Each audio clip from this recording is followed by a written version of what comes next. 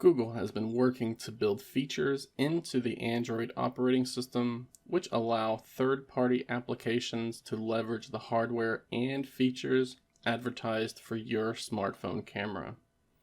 But sadly, it's been revealed that Google themselves have not been putting in the work to add these features to their own Pixel series smartphone line. See, even if the camera in your Android device has the hardware to support features like HDR, night mode, and bokeh camera modes, that doesn't mean those features can be used in third-party camera applications. So you may end up buying a high-end smartphone for specific camera features, but then you end up learning that those features aren't supported when taking a photo from an application like Instagram, WhatsApp, or Snapchat.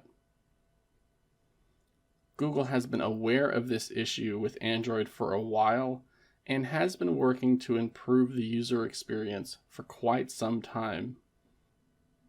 This was the reason why they initially created the Camera2 API and then went on to create the CameraX Jetpack support library for developers. These tools allow developers to leverage the new features being added to smartphone cameras these days, but they have to be supported by the OEM of the device as well as the third-party developer. So if one person in this chain, either the OEM or the third-party app developer, chooses to not implement these features, then it results in a worse experience for the user.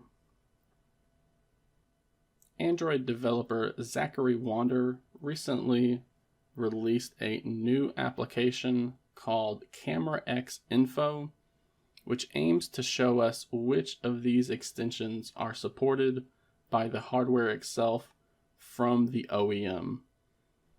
Because even if third-party developers add support for the CameraX extensions, it's a wasted effort if the OEM for the smartphone you own doesn't support them. So I'll be linking to the GitHub source for this project in the video description below, and you'll also find a link where you can download version 1.1.1 of this application, which is the latest version as of recording this video. And this is where the story of Google dropping the ball comes into play. If we take a look at this CameraX application on the latest Samsung flagship, the Galaxy S22 series, then you can see support for all of these extensions all across the board. So we open up the application. We can force it to refresh if we want, but we can see the supported AR core modules. And then we have a list of our different cameras. So the number of cameras you see listed here will be different depending on how many cameras you have on your device. And up here at the top, you're going to find out what video qualities that camera supports, the resolutions, and the angle specs. But then you're going to see the modules that are supported or not supported by that camera itself. And right here is the work that Samsung has put in to make sure that the Galaxy S22 series supports Android's CameraX features. We can see that both Camera2 API and the CameraX extension is supported for both autofocus, bokeh, HDR, night mode, and face retouch. And we can see this is supported on all of the cameras on my Galaxy S22. However, if we use this application to check up on some of Google's recent Pixel phones, then we can see that they have not worked to add in support for these camera features for third-party developers.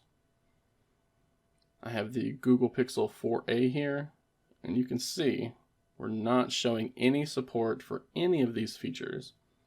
And Google is continuing this with the latest Google Pixel 6 and Pixel 6 Pro, at least as of right now when recording this video. This is a major letdown for many people, as it was once believed Google's work in the smartphone hardware division was to showcase what Android was truly capable of. At least that's what the old Nexus project was about. It's getting more difficult to recommend Google Pixel smartphones these days, with the camera choosing to ignore major features like this. And that isn't even taking the recent battery life and overheating issues into account either. So I hope Google is paying attention, just like they were with the recent decision to bring back app permissions to the Play Store app page, as we all expect them, of all companies, to take Android seriously and offer the best user experience they can to their customers.